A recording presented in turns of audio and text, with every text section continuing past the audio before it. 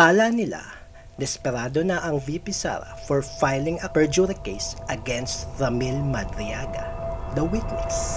Pero hindi ito simpleng depensa. May 3 layers sa strategy na to. Kapag idineklarang sufficient in substance ang impeachment, ibig sabihin, pasado sa legal threshold, uusad ang labanan sa House. Siyempre, instead of just magpabugbog ka, papalag ka. Inatake ngayon ni VP Sara yung witness.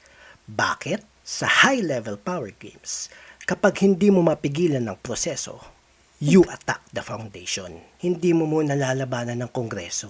Lalabanan mo ang taong nagbibigay ng ebidensya. Yung bala ng kalaban. Like I said, this perjury case does 3 things. Una, pinapataas ang personal risk para sa mga taong gustong tumistigo. May personal legal consequence na.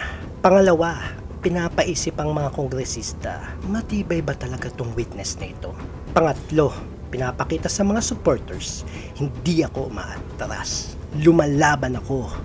This is narrative reversal. From she's under attack to they might be lying. At sa politics, doubt is enough to fracture the momentum.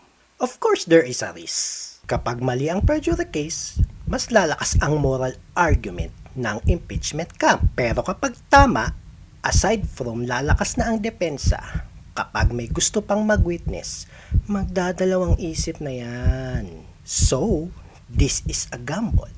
High risk, high reward. Calculated power move ba ito? Or desperate counterattack from VP Sara? At kung ikaw ay congressman, mas matatakot ka ba ngayong bumoto for impeachment? Marami pa dyan, nagdadalawang isip pa.